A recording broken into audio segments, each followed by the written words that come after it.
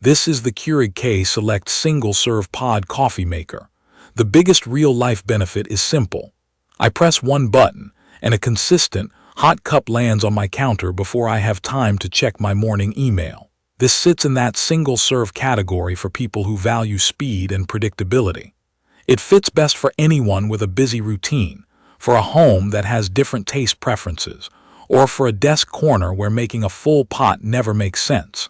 If you like a quick cup without fussing over grind size, water temperature, or brew ratios, this is made for that kind of life. The design is understated in a good way. A matte finish hides fingerprints and smudges better than the glossy machines I have used. The footprint is compact enough that it tucks under a standard kitchen cabinet, and the top still opens without me dragging it forward. The water reservoir sits on the side and lifts straight up for refills, which sounds small but matters a lot when the machine lives under a shelf. The controls are simple and labeled clearly. I get buttons for cup sizes, a strong brew option, a power button, and little indicators for add water or descale. There is a removable drip tray that catches the little splashes and also pops out to make room for a tall travel mug. These are boring details when you read a spec sheet, but they are the exact things you touch every day.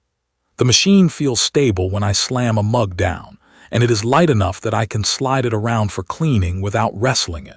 Setup is about as easy as kitchen gear gets.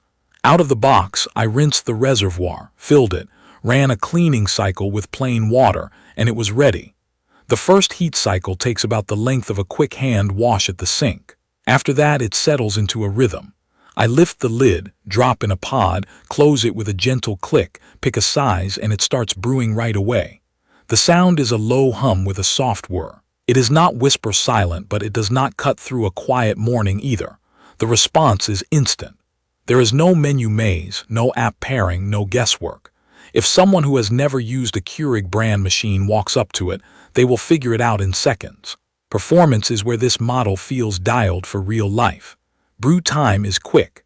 A smaller cup lands faster than a larger one, and the strong brew button slows things a touch to pull a fuller flavor. The coffee comes out hot enough for me to drink after a short pause without burning my tongue.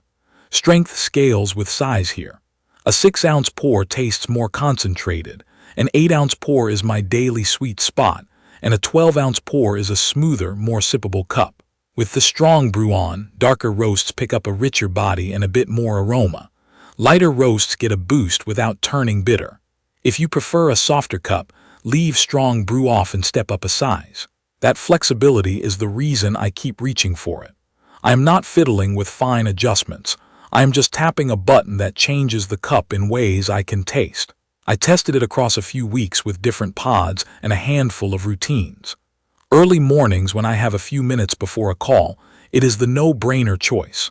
I drop in a pod, hit 8 ounces with strong brew, and it finishes fast enough that I can empty the dishwasher while it pours.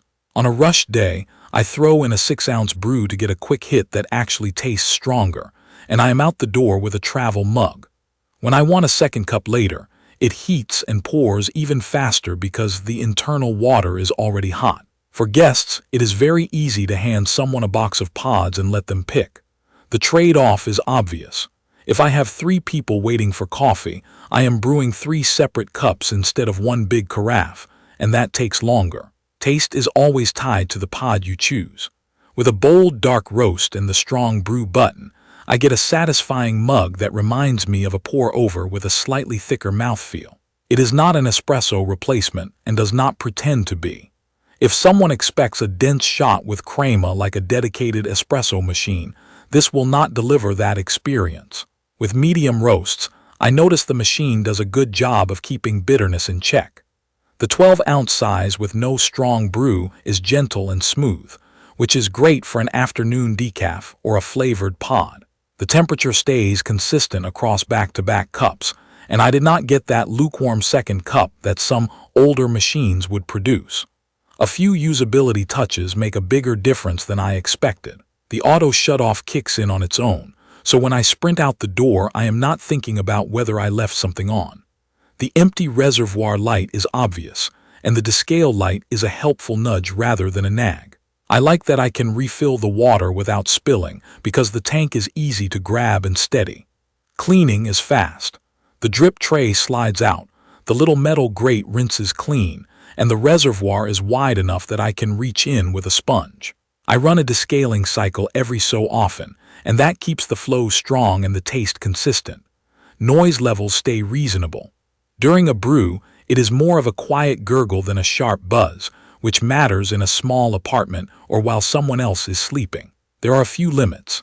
It is designed for standard household voltage where I live, so I would not pack it in a suitcase and plug it into a different electrical standard without a proper converter. Because it is a single-serve machine, it is not the right choice if you love to host big brunches and keep a full pot on the table. The strong brew option adds depth, but it still cannot match the intensity or texture of a true espresso shot. Pod waste is another consideration. I use a reusable pod with my own grounds now and then, and that works well, but it does add a tiny bit of cleanup that defies the core appeal of a machine like this. As a daily driver on a kitchen counter, it shines. One specific use case where it earns its spot is my weekday morning routine.